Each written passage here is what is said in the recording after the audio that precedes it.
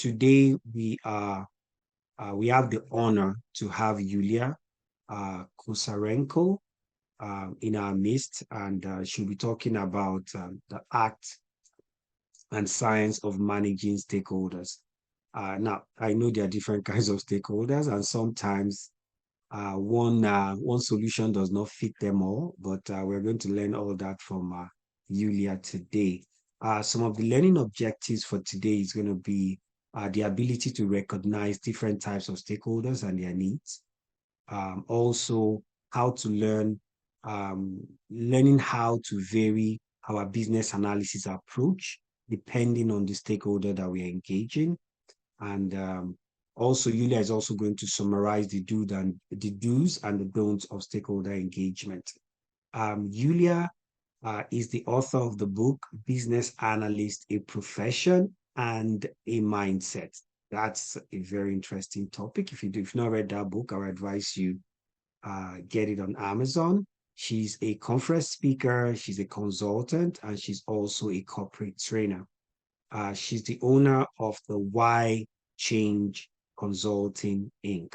She helps our clients to grow mature enterprise architecture, business analysis practices, and also helps them to plan and execute digital transformation programs.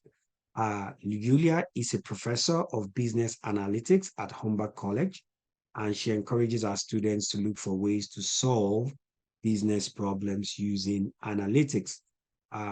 She's also a business analysis mentor where she leads the Business Analyst Mindset Mentorship Circle and encourages business analysts to learn, adapt, and thrive.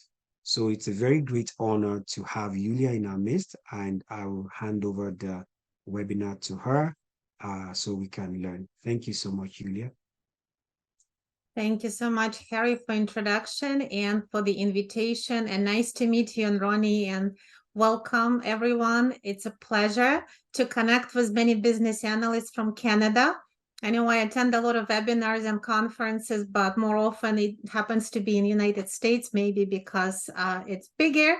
So it's really great to connect with Canadian business analysts closely.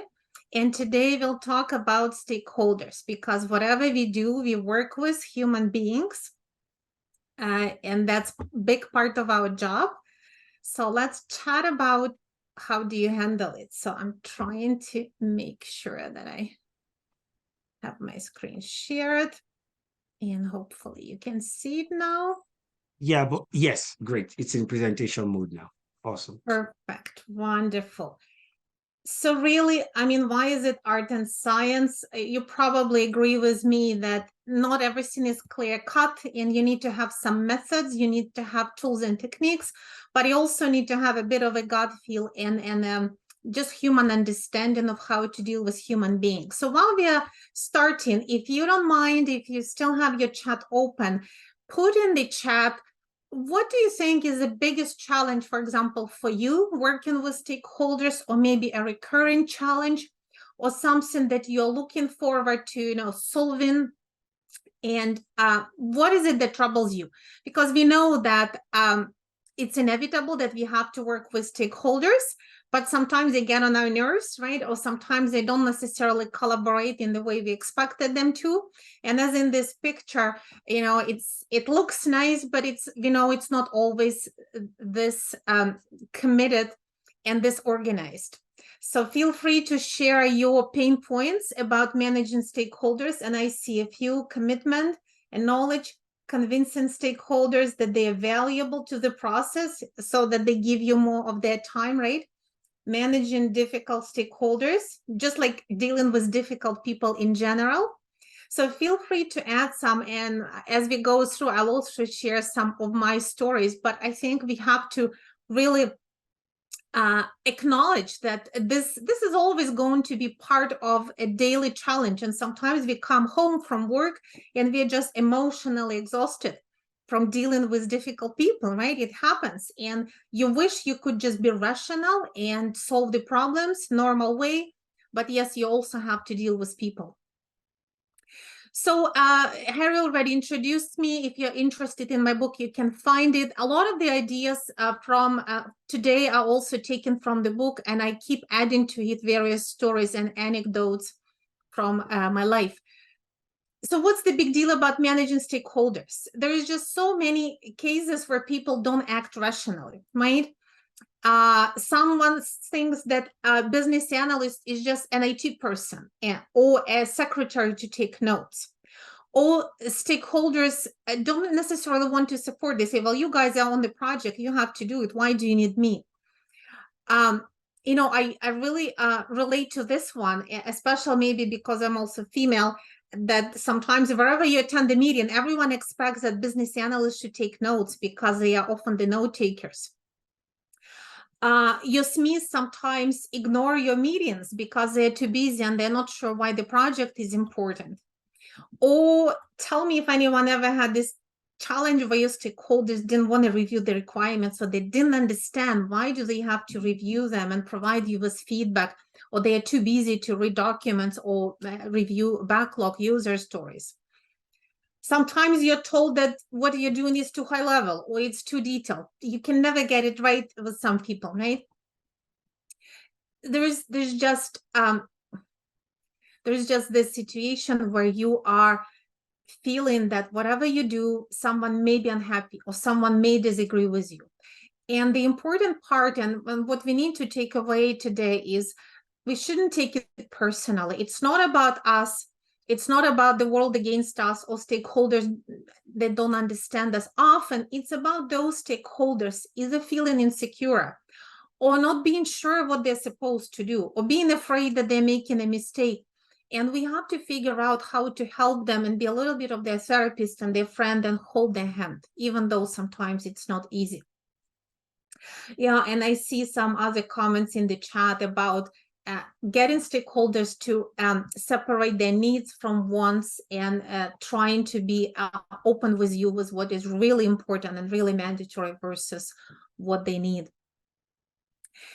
And one day I was told, and that's my personal anecdote, where a stakeholder came over to my manager many years ago and told her about me, tell her to stop analyzing our requirements. We will tell her what he needs. She should just write it down.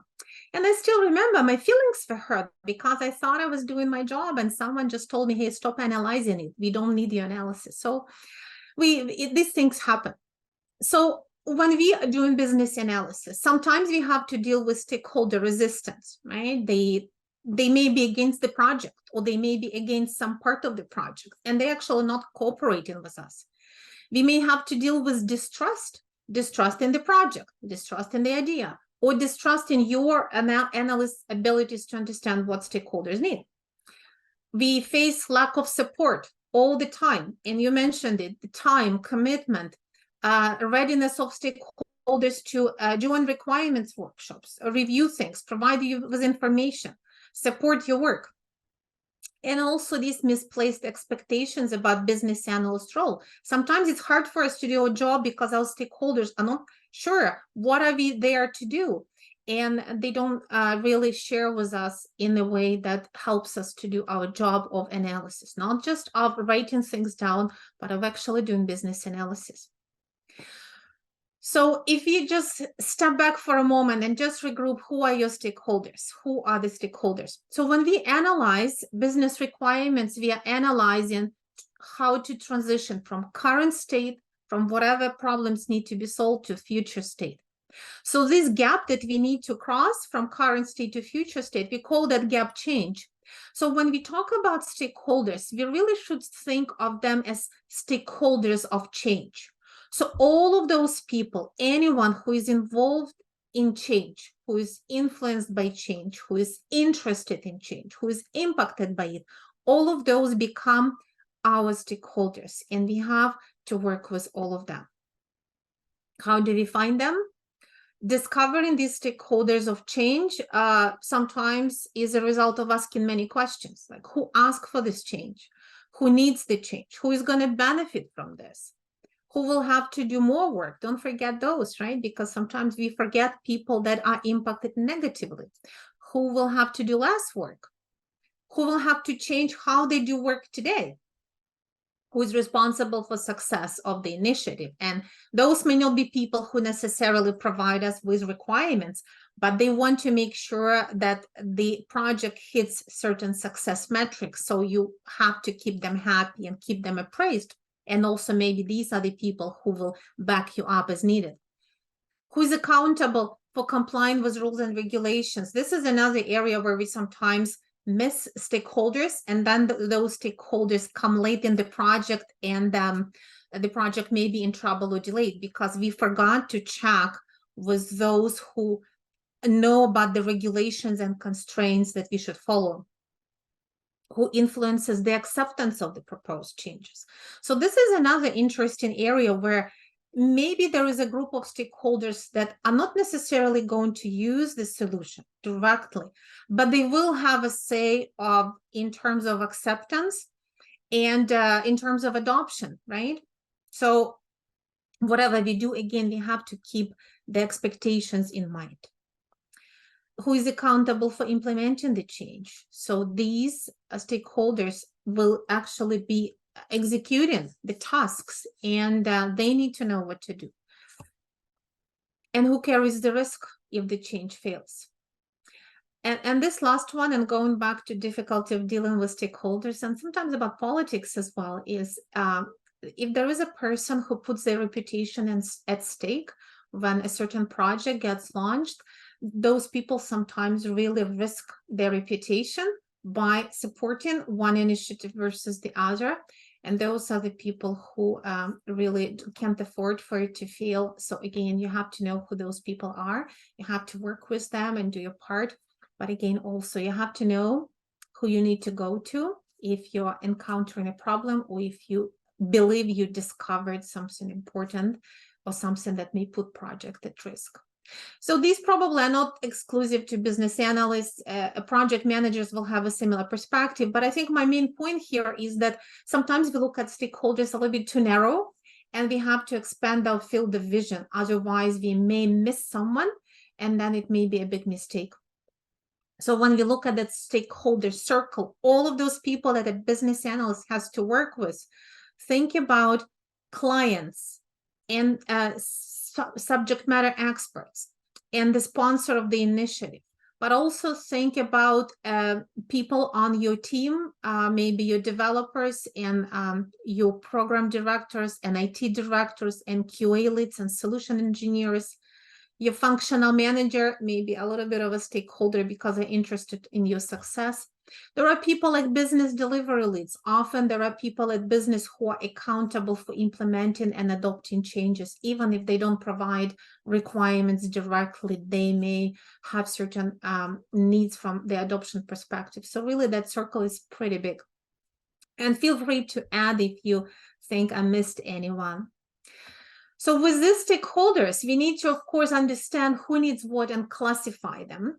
And what I've done when I was working on my book, I was thinking about not only, the power and influence matrix, which we will also talk about, but looking from a little bit different perspective. Because when you work as a business analyst, you have to realize that, first of all, you have two categories of stakeholders, which are business stakeholders. And we always talk about business stakeholders.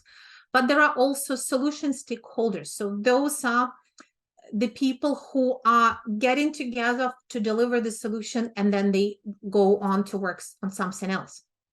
You also have to understand the different needs and requirements of internal and external stakeholders. So your external business stakeholders can be your partners and regulators and investors and customers and distributors, vendors. So these are the other entities that your company may be working with, and they may be part of your supply chain, or as regulators, they may be that governing body that you have to report to or comply with their regulations. Your internal business stakeholders, of course, are always first to think of. These are your business managers, these are your subject matter experts, and I think we're all comfortable that we need to have them, but we may be forgetting external stakeholders. Same with our solution stakeholders. Your internal solution stakeholders, these are people on your project team who are working on the project testers, scrum masters, project managers, program managers, etc. And you may have external consultants, external solution providers. You may have vendors. They may have their own consultants ported and working with your team internally, especially if you're implementing a COTS solution. So it starts to get a little bit crowded, and then you get into different types of challenges with different groups of stakeholders, right? And you wish you could just work on the problem, but you have to realize, and you constantly stumble into this realization that business analysis is also a social activity. You can't just focus on, writing down documentation or creating diagrams, because you constantly have to do these social things. You have to socialize with people for the purpose of collecting information and getting their input and getting clarification. So business analysis remains a social activity for you as an analyst, right? And first of all, it requires collaboration. So you are not able to do things alone. You constantly need inputs and collaboration from others. And also your success depends on other people. So all of these different groups of stakeholders are part of your success. And it's not easy, right? So you mentioned a few things that are not easy. If you look at our business stakeholders, what happens where sometimes our communication breaks down, or where sometimes we are not able to get what we need? Why isn't it easy? Because some stakeholders, and we still see those, never worked with a business analyst before. Maybe they were always on operational side, and suddenly, maybe as part of their potential promotion, they're brought into a project as a subject matter expert. They literally don't understand what business analyst does. We always have to give them benefit of the doubt, because maybe they just don't understand what you want from them, right? Maybe they've never been on a project team and they just don't understand how project works, and someone needs to help them. Maybe they've been on other projects that were managed badly and failed. And I know I once worked with this person who didn't want to join our project. We asked him, we needed his support. And he said, look, I've been on other projects before. We tried this before. It was a horrible project. It was such a waste of time. I wasted so much of my time and the project didn't get complete anyway. I don't want to join any more projects. And this is a real person, and in the end we brought him to our side, and he was a very valuable contributor. But some people literally have bad experience from being on projects. And again, let me know if you've ever encountered that. Let me know in the chat. Sometimes our stakeholders provided requirements to business analysts before, and something got misinterpreted or lost in translation, or maybe they were even blamed for providing wrong requirements, and now they don't want to risk it. They don't want to be part of it because they're afraid that it might backfire on them. And these things happen. Unfortunately, sometimes these projects are badly managed, and we are getting the reputation from a previous project is starting to impact our work. Some people just resist change. I don't want to see my job automated. I don't want to be part of this optimization project, because what if my job is going to disappear? Why should I help you, right? Some people think that all big projects are a waste of time. It's not going to work. We know what happens. We know what happens when you people swoop in and start to run your project, and then something happens, or you run out of money, you go away. So some people are really, really bitter. And of course, beyond all that, and besides all of the reasons why they may be unwilling to participate in a project, is that they're busy, they're involved in other things that are higher priority, or things that directly impact their performance appraisals, their bonuses, etc. And they just don't want to give you any work. And we have to deal with that, right? And we'll talk about some ideas and some things. Last one, and again, probably not all of us work as part of IT department. Some business analysts are part of business groups, but somehow a lot of perception out there is still that the business analyst is an IT person. And part of that expectation was, well, you IT, you need to know what to do. Like, what do you need from us? We gave you what the problem is. Now you go and figure it out. So a lot of this revolves around not understanding what business analysis is in the first place. And by the way, if you're interested, I have a video on YouTube called How to Prepare Your Stakeholders for Business Analysis, which addresses some of these challenges, because they are challenges. If you ever been in a situation where your stakeholder gives you one piece of information and then next week changes their mind, maybe you will relate to the heroes of this comic. It sometimes happens to me. You know, someone says, oh, this never happens, or we always do it this way. And then next week they say, well, sorry, you know, I forgot it. So what? You know, don't just waste my time. You figure it out. I didn't know it was important, or I didn't know you were asking about this, or I misunderstood you. So stakeholders don't always give us full information and complete information, either because they didn't understand the question, or they don't know what we are asking, or they didn't think about it at the time, or they were just busy or distracted, right?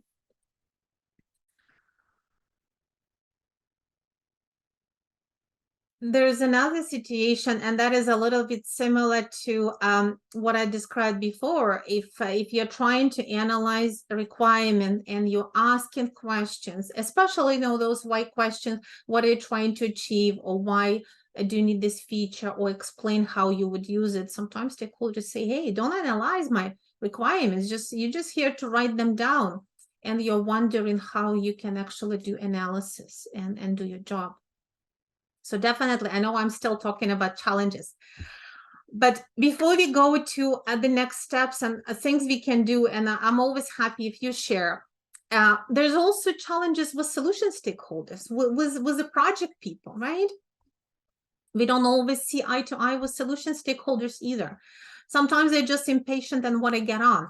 And there's a bit of a conflict that sometimes happens between a business analyst and a project manager, right? Project manager has a schedule, has deliverables, and here you are, business analyst, you're like, I'm still not done. Oh, I need to do a bit more analysis. I need to do more research. And they're like, come on, what's taking so long? Just finish it, because we need to continue.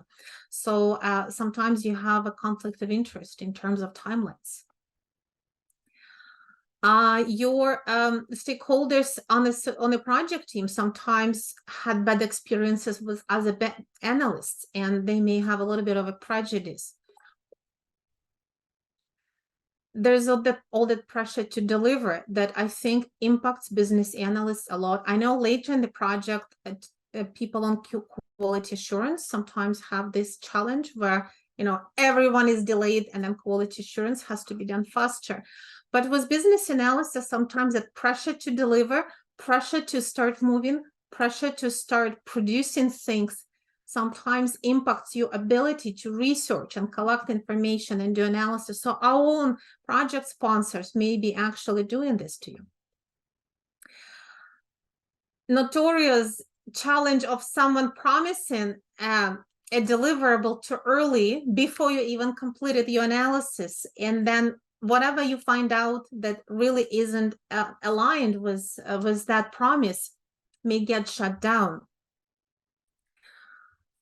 The Scrum Master or Agile team who believe that, well, with Agile, we don't need business analysis anymore, and we're just going to develop and have weekly sprints, and we'll just talk to customers, and we'll figure it out as we go. And there is a bit of a disbelief that we still need business analysis. And again, all of that impacts your ability to do the job, and the time you have to do the job, and even that situation where you are not supported. Consultants sometimes are motivated by times and materials, and again, they are not necessarily supportive of analysis. So, I mean, there's so many different challenges, and sometimes it's politics plus methodology, but we are getting pressure from everywhere, right? And sometimes you may feel like this, and I sometimes feel like this, but I mean, there is, you're not alone, right? I think we all feel it one way or another, and we all can share the strategies of navigating all these stakeholder minefields.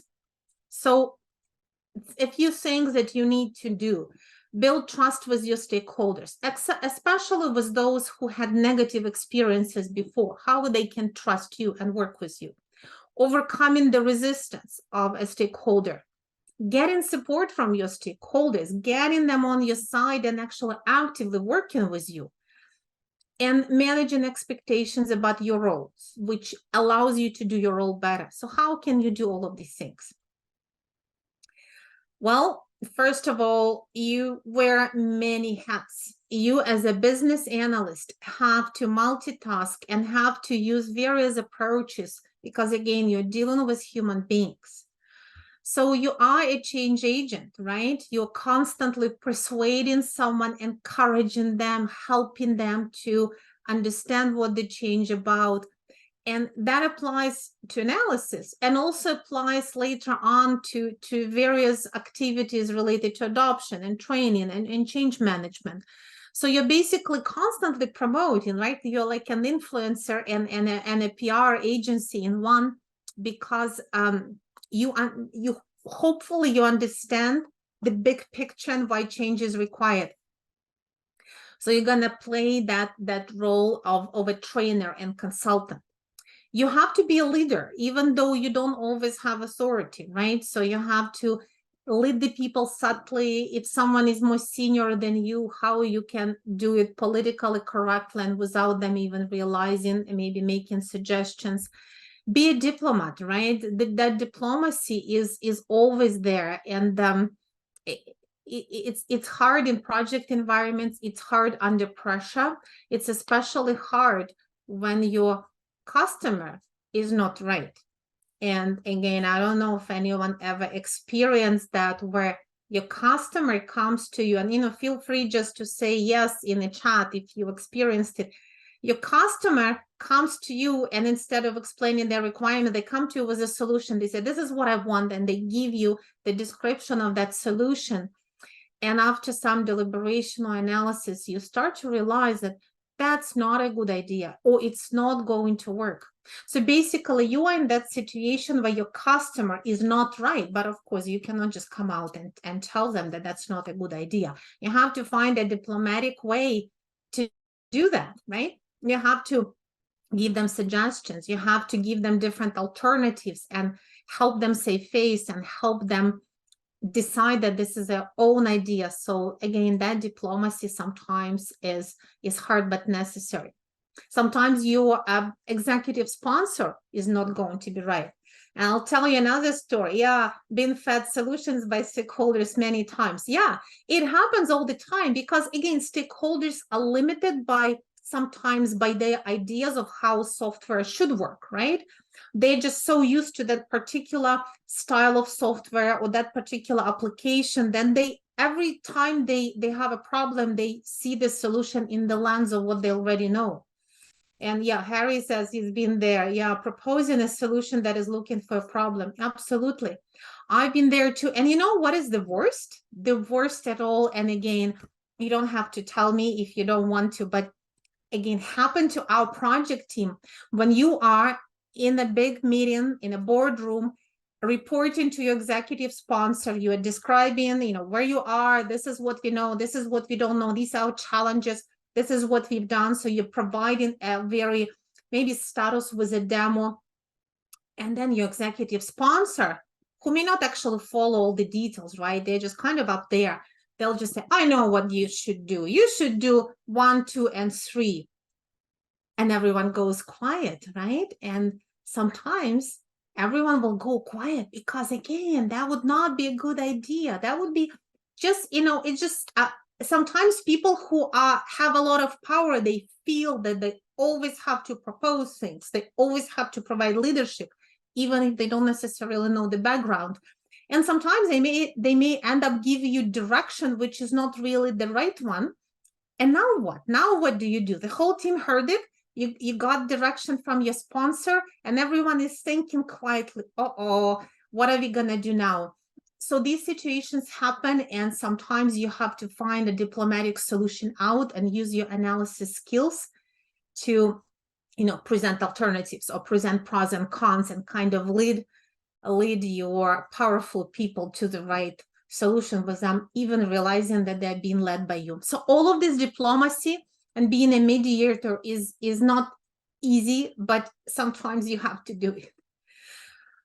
So being a facilitator is huge and huge. And how many times we've been in a meeting where the facilitator is not facilitating and meeting falls apart. So when we collect a lot of people together, there's like really literally so much money at stake, because meetings cost a lot of money. If you start to add up how much you're paying all of these people coming together for 1 hour, 2 hours. So we as facilitators, we are responsible for getting value of those meetings and preparing and navigating, and again, knowing what you want to get out of the meeting and keeping that meeting on track and getting to those points for which you needed to bring people together.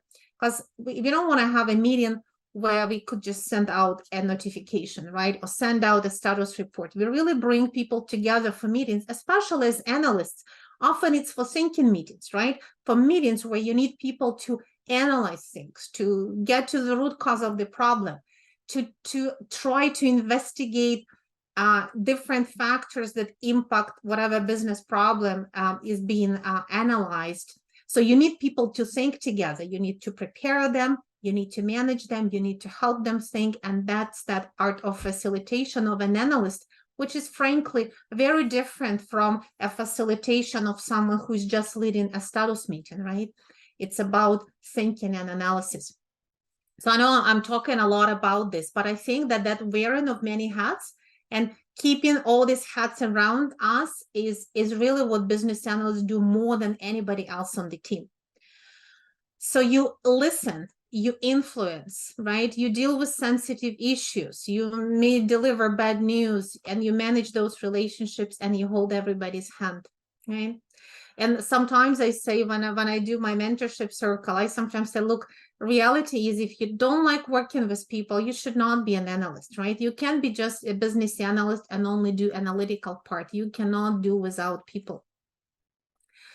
So now we're getting, of course, to analyzing stakeholder needs and understanding the power versus interest relationships, right? So you're probably familiar with this matrix. I know that it's been used everywhere. And project managers often classify stakeholders on a project using this matrix, where you look at the interest and when you look at the power. So what I wanted to highlight here is these activities, the things that you need to do. And as an analyst, you have as much responsibility as a project manager. For example, someone who has low interest but high power, someone who isn't really on your project, but maybe there's a political game at place. You have to pay attention to what they're saying. You have to know what they are interested in, if it's just a narrow area, and inform them and keep them satisfied, and make sure that even though they don't have much interest, whatever interest they have, they're getting positive vibes from what you're doing. So you still want to keep any people with high power on your side, right? If you work with high interest, high power stakeholders, which are typically your executive and your business sponsors, you engage with them regularly. You get their backing. You get them involved in decision making, especially if there is conflicting priorities or anything like that. And you manage them closely, right? So you listen, you maybe chat with them, and you know what they need, you know what they want, you remember their directions. Because again, project managers have their own fish to fry, but business analysts also need to make sure that they still deliver the right solution, right? With all these powers at play, you still want your solution to make sense. Yeah, and I see a comment that business analysts are super busy just managing relationships. It's true. It's true. And I think the main part here is because it's not just relationships at the superficial level. We also do an analysis, right? So you also, when you interact with someone or you want to make sustain that relationship, often it's because the person has important information for you, or they can explain a difficult concept to you. Or maybe you realize that the project or one of the options of the solution may impact them slightly negatively, but you have to explain and deliver this to them and still keep them on their side. So sometimes there is just more, the nature of your relationships is laid on top of these analytical activities that you have to conduct with them. And that makes it more intricate, right? Because imagine you are analyzing the process flow, you're trying to extract information from your stakeholders. So not only you need to keep everyone engaged, but you need to actually get useful information from them. You need to make sure that they understand you and that they follow. And sometimes you get a stakeholder who struggles to understand what's happening. And again, you have to find a diplomatic way to explain it to them and so on. The other group of very important stakeholders you work with are high interest and low power. So these are often your supporters and early adopters, right? For example, you are, these are the experts that may be the first to use your system. This is someone who provides you with information, or maybe this is someone that you will go and spend a day with for immersion or for job shadowing. So you have to really closely listen to their feedback and so on. So definitely remember the interest and remember the power. So always think about what stakeholders need, right? And which of their needs are satisfied by you as a business analyst, and what you can get from them based on their level of power. Now, how does it translate in what we actually do? We manage in those interactions, right? So you're saying, I see in the chat that, yeah, we have to do the interact with stakeholders and manage relationships every day, all day long. So how do we do that?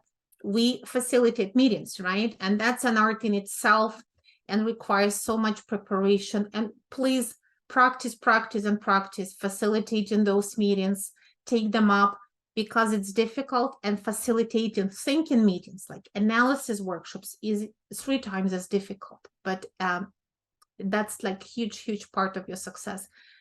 Leading diverse groups of people. So again, understanding the different needs and not taking sides, and maybe doing a more like rational summary and comparison of pros and cons, evaluation of options, and trying to stay impartial and politically correct, because that's what you need to do with the diverse groups of people, right? You have to be able to not offend anyone and listen to everyone, and still take the project and requirements in the right direction. You have to listen a lot, and you have to understand their needs, ask many questions, to collect information and to get clarification and make sure you understand it correctly. Explain difficult points. So this is a part where sometimes you may get impatient. I mean, maybe you're doing a data model, or you just created a decision table for a complicated group of scenarios, and maybe someone doesn't understand what did you just do. We have to try and explain, because we have to get them on our side. So learning how to explain difficult concepts, how to explain things, takes up a lot of energy, but it is worth it. Tailoring communication to different audiences. Shall I show you? Let's have a look. Let's create a picture. Let's do a walkthrough. Let me create a table with pieces of information sorted in rows and columns, because this is the way someone expects it. So knowing various tools and techniques, this is where it comes in, because you have to sometimes repeat the same information in different ways to get the stakeholders on your side. Speaking and writing very concisely or very detailed, depending on what's needed. So that level of detail, that's what you really need to understand. Who needs how much detail? And I know I have this problem that sometimes I go too detailed, and someone will say, oh, your emails are too long, I'm not going to read them. Oh, but I need a lot of information from you. But knowing who needs a lot of detail, who doesn't, is important. Resolving conflicts, getting help resolving conflicts if you can't resolve it yourself. So many interactions, right? We need to share and communicate, right? So we always share and communicate with different stakeholders based on what they need. And again, we share and communicate in different ways. It's not all just emails, right? We share through meetings. We share through walkthroughs. We share through presentations. We summarize things in reports. We may send like a one-pager report with summary of the data that you collected, for example. You may be sharing through emails or through alerts or through notifications or whatever works for the process.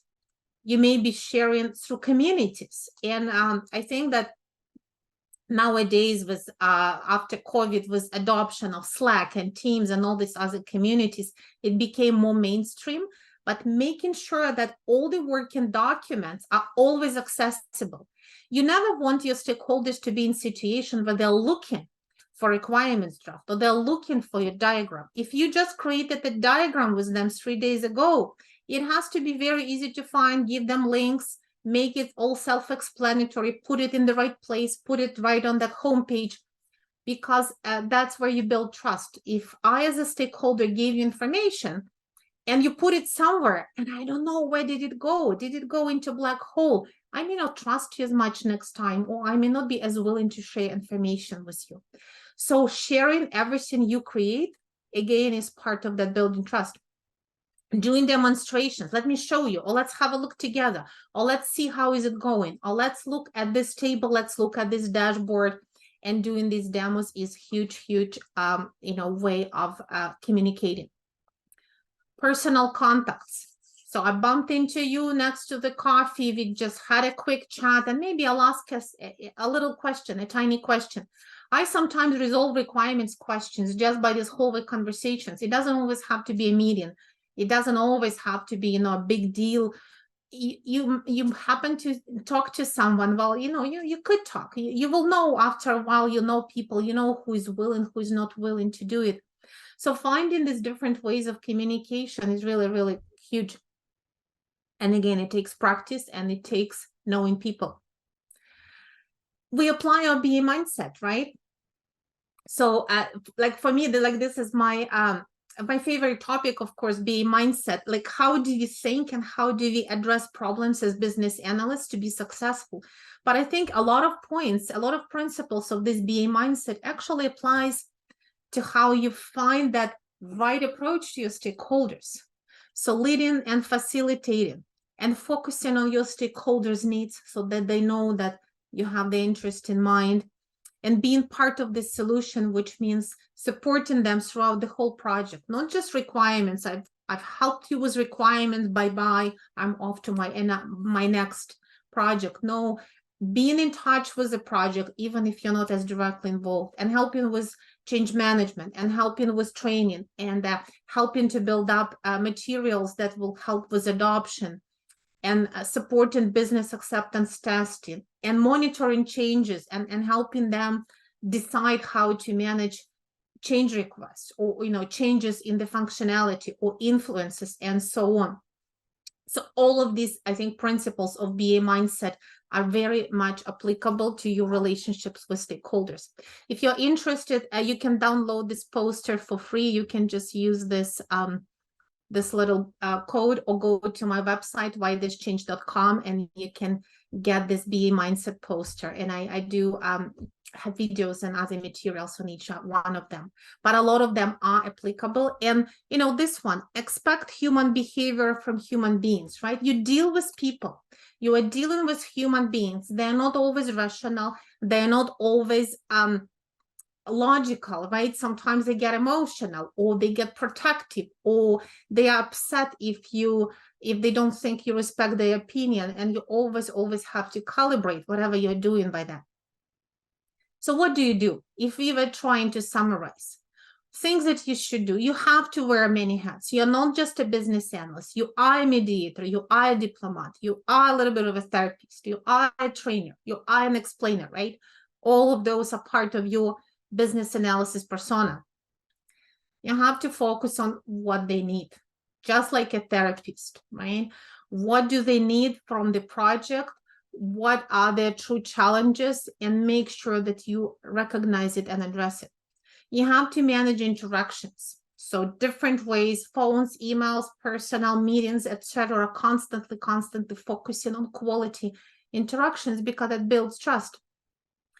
Share and communicate. So again, never keep things to yourself, because if you become a black hole, People give you information and you keep it over here for 3 months until the grand reveal.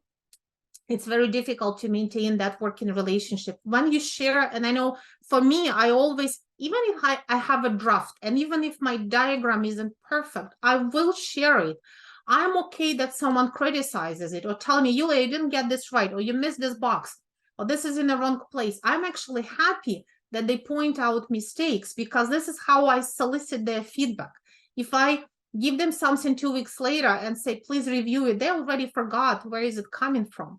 So that whatever is fresh in your mind and in your stakeholders' mind, you have to share all the time. Use your BA mindset. So always think about the problem, recognize the gaps, try to do proper analysis, try to find the simplest solution possible. So all of those things are really important. And being accountable for your deliverables. So this one to me is, I mean, I know we talked about relationships and we talked about listening to people, but I think this one kind of trumps it all, because you know what happens sometimes, you have someone who's really good and, you know, they're always chatting, they're always inviting everyone for coffee, they always sound so pleasant, and in their meetings, they joke a lot, but nothing gets done. And that happens, right? So this person is very pleasant, on good terms with everyone, but as an analyst, they actually are not delivering. And you can only be successful for a little while. And then when stakeholders start to realize, hey, you know, it's all great and you're very nice, but my stuff doesn't get done, it's not going to work then, right? So being accountable for your deliverables at the end of it all is your main foundation for that future trust and for the next project. So please don't forget it, even though relationships are important, but the trust still needs to be founded on you doing your job and you doing analysis and finding and helping them find solutions to their problems. What we don't want to do, don't want to miss stakeholders or ignore them or ignore their needs or ignore what they're telling us. We can't make assumptions about what they need. We have to ask them and we have to listen to them. So don't assume that you know better than somebody else. We don't want to focus on impressing others and sounding smart. And some business analysts love to talk. And instead of listening and asking, they'll come to the meeting and they'll spend most of the time talking themselves. So I'm sorry, but then you haven't really achieved much because you're just listening to your own voice. So really focusing on getting information from others and hearing them. Taking over the ownership of requirements. Yes, business stakeholders provide you with information, but you are accountable for requirements, not stakeholders. You are accountable for collecting information from all different parties and analyzing and aggregating and comparing. So all that analysis and synthesis, that's your job, right? So I think when sometimes someone says, well, business stakeholders, it's their fault, they didn't give us their requirements. They can't give you their requirements, or they can give you full requirements for the project. They can give you bits and pieces, they can explain their pain points, but you are accountable for, and you have to take ownership for requirements in general. Don't avoid accountability. If you messed up, say so. Everyone makes mistakes. If you missed a requirement, you know, just trying a little honesty helps. And don't forget that you're dealing with people, and people will remain people. So being humane and being understanding. So these are like really, really, I know it may sound obvious, but I do unfortunately often see in the workplace that we forget these basic things. We have to respect stakeholders. We have to respect their needs. Don't forget who is our client, because the client is not a project manager, right? Our client is not, you know, the functional manager. Your client is that business group that has a problem, and you always have to think about them. And, you know, this is really the foundation of your dealing with stakeholders. The rest of it is techniques. We have these different techniques. We have to know when to apply what. We have to communicate clearly, and we have to always remember that we deal with human beings. So I know we have a little bit of time for questions or for comments or for maybe any of your challenges that came to mind. In the meantime, if you're interested, I run Mentorship Circle every Tuesday. We talk about different subjects every week. So you're welcome to join us at any time, and you can find me on LinkedIn, on YouTube, everywhere. And my website, whythischange.com. I'm always happy to help. I'm always happy to share information. And if you have any stories to share, but you're dealing with stakeholders, I also will be happy to hear it. So let me stop here and see, like, does it make sense to you? Ring a bell? Any stories come to mind that you want to share?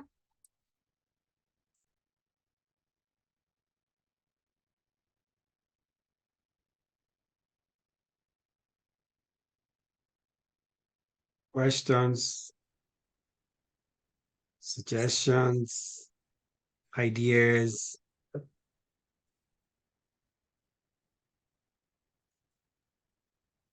Yulia, I have some questions here with me that I would love to get clarification. What do you think about maybe ways to maybe metrics or something, or a way to measure stakeholder engagement and satisfaction, in a project life cycle? So it's not really just about just working with them. Is there a way to gauge how much value we offer them and how beneficial our work was to those stakeholders? Do you have any measures or metrics? Yeah. Yeah, and part of it is, I think, and that's a really good question. Part of, I think, metrics is the overall success metrics of the project. For example, at the very beginning, once you define your stakeholders and you define the scope, you're thinking about success metrics for the project in general. And business analysis would be a big part of it. But I think at that point, what is important is to think of different stakeholders groups, right? Sometimes we think about financial metrics more than anything else, but qualitative metrics are a little bit harder to measure, but they are as important. For example, if you want to measure stakeholder satisfaction with your solution, you may have to think about doing a survey before, because you always need a baseline. Otherwise, how do you know how it changed? Maybe doing a survey or some kind of measurement before your project starts. Say if you're doing a process improvement project, there could be some hard measures like delays, like the duration, how long it takes to do X, Y, and Z, the levels of frustration. You can measure that before, you can measure that after. So that's really success metrics for the project. But in addition to that, I think what is very useful in terms of running projects in a company is to do some kind of a qualitative survey about stakeholders' experience being part of the project. For example, they attended meetings, they were providing their expertise, they were working with business analysts, they were participating in business acceptance testing. So measuring, were they supported? Did they get the right information? Did they know what was expected of them? Because it helps your stakeholders know, were the meetings efficient, right? Do they feel it was a waste of time, or was meetings were organized? So sometimes it's scary to do this kind of satisfaction survey, but I think as an organization, if you try to do that, it actually helps you, improve how you run your projects and improve maybe the willingness of stakeholders to give you more time and to give you their expertise more freely, right? Awesome. Thank you. Thank you so much for that. I love those ideas. I usually try to do like a customer satisfaction survey at the end of projects just to get a feel of the stakeholders' mindsets during the project. And, I always file that up for improvement plans for my team, just to make sure that anything we get there, during the team meeting as business analysts, we discuss it. And sometimes if we have very good ideas, we can incorporate it into our business analysis practice, in our team. So thank you for that answer. Any other person have another question? I still have one. It was based on something Julia said. Yes, Stacy, please go on. No, I was just going to say, I agree with what you're saying. I think also during a elicitation, getting a feel for your stakeholders as far as what things work, what things don't work. I think those are a good time to also kind of perceive how well we're doing and how we're adding to it.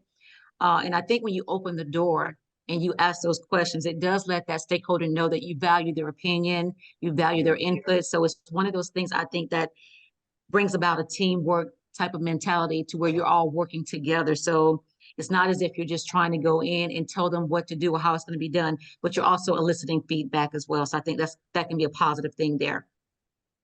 Exactly. Thank you so much, Stacey, for that contribution.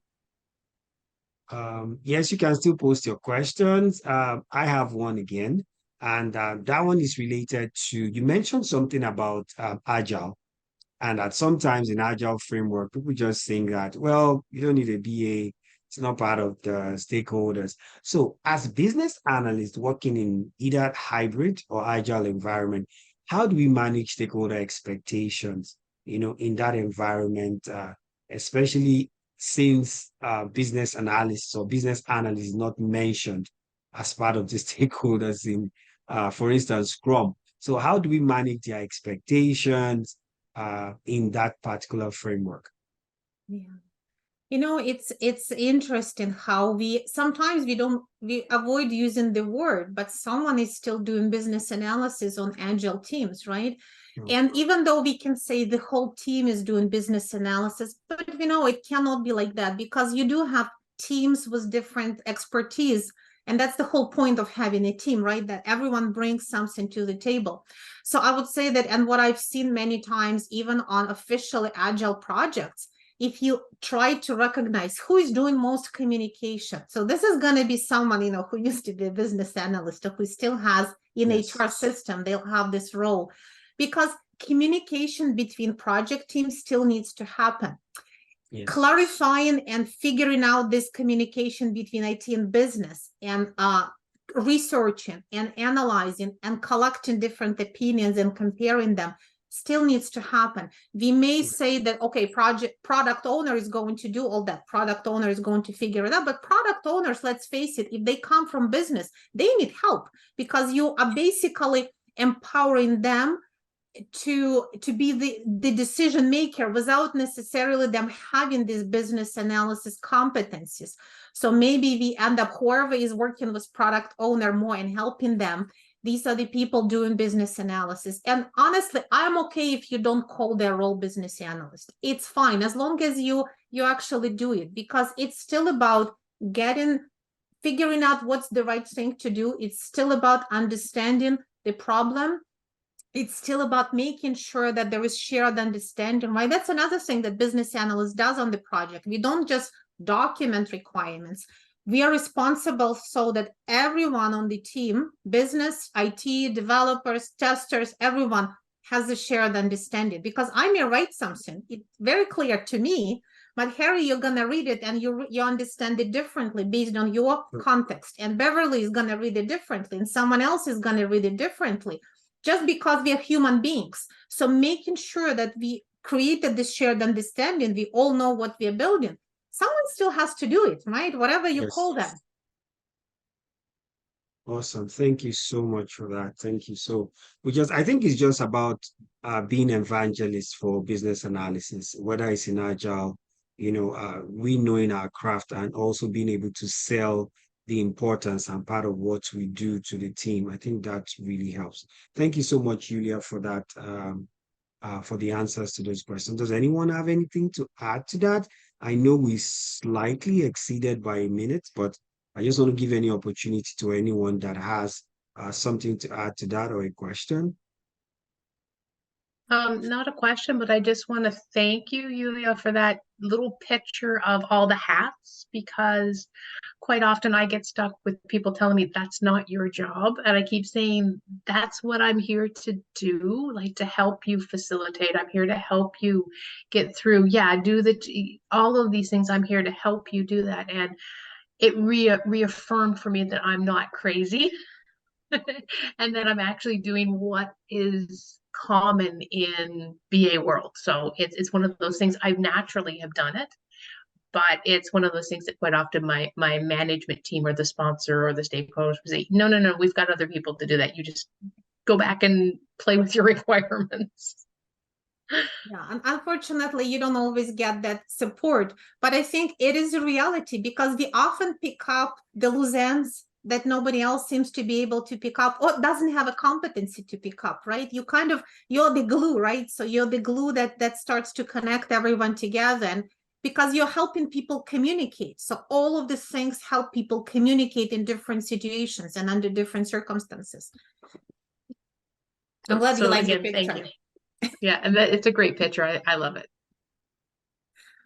Thanks. Awesome. And Yulia, one of the things I like is the topic of your book, business analysis, a profession and a mindset. So that mindset is a very critical one. And hopefully we will get you to come talk about the BA mindset one of these days. Sorry, Yulia, I'll just pick the screen from you. I just want to quickly share something. I want to say thank you to Yulia. It's been an engaging one for me and interesting because I learned some things, both from the webinar and also from the answers you gave to the questions about metrics, about the agile framework or business analyst too, about the several hats that we wear as business analysts. So I want to say a very big thank you for sharing your wealth of knowledge with us. Really appreciate that. All right. Thank you, Harry. That was quite a good group. Yeah, it was. It was. Thank you so much. Thank you for sharing and not holding back. Really appreciate that. You are welcome. You have a great evening and all the best, and hopefully the nice weather holds for you.